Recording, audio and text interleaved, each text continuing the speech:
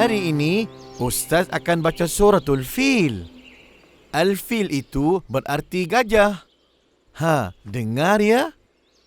A'udzu billahi minasy syaithanir rajim. Bismillahirrahmanirrahim. Alam tara kaifa fa'ala rabbuka bi ashabil fil?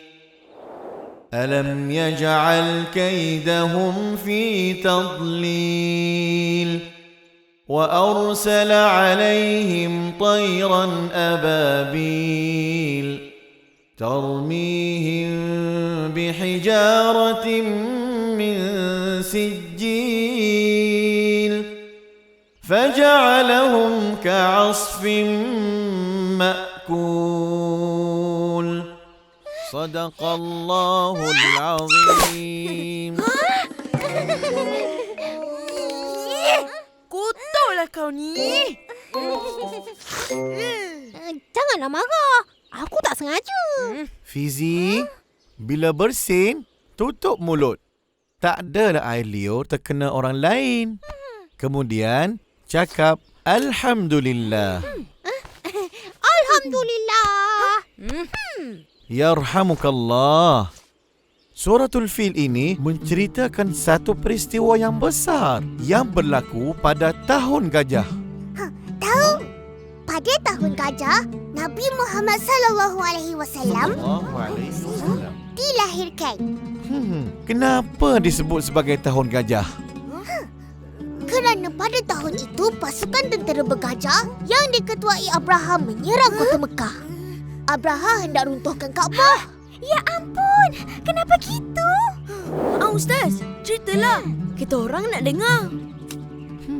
Sebenarnya, Abrahah, pemerintah negeri Yaman, cemburu melihat keagungan Kaabah yang selalu dikunjungi orang dan ingin Yaman dikunjungi ramai.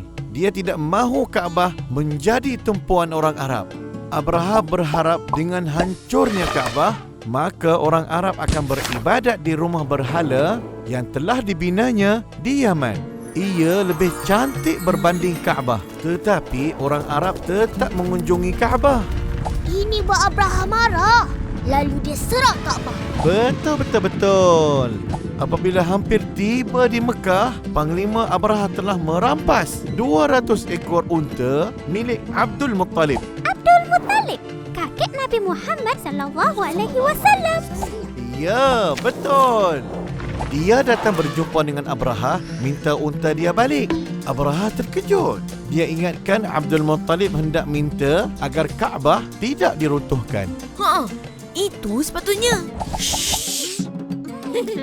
Abdul Muttalib berkata, sesungguhnya aku ini pemilik unta, sedangkan Kaabah itu ada pemiliknya sendiri, yakni Allah. Dialah yang akan membelanya. Apabila tentera gajah Abraham menyerang, Allah Subhanahu wa taala telah menghantar rombongan burung ababil. Burung-burung itu melemparkan batu panas ke atas tentera bergajah Abraham.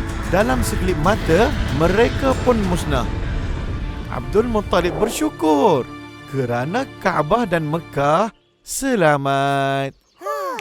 Jadi, apa kesimpulannya?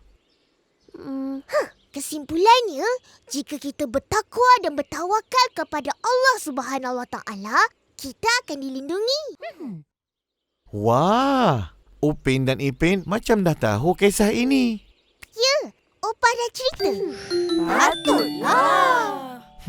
Ustaz nak tanya, siapa nama bapa Nabi Muhammad? Abdullah. Emaknya? Aminah. Masya Allah. Siapa pula Abdul Muttalib? Ipin? Datuk Nabi Muhammad SAW. Sallallahu alaihi wasallam. Dia yang beri nama Muhammad, bermaksud yang terpuji. Semua pandai. Bagus. Semua dah faham makna dan cerita di sebalik surah ni? Mari kita dengar Upin dan Ipin baca. Seronok kan dapat dengar cerita? Jom kita mengaji. Bismillahirrahmanirrahim. Alam tara kaifa fa'ala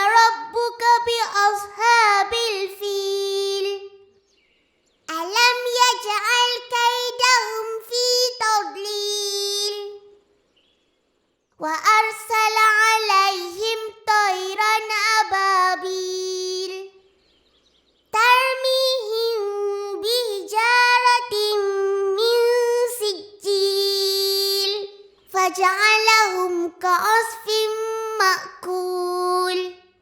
Sadaqallahul Azim.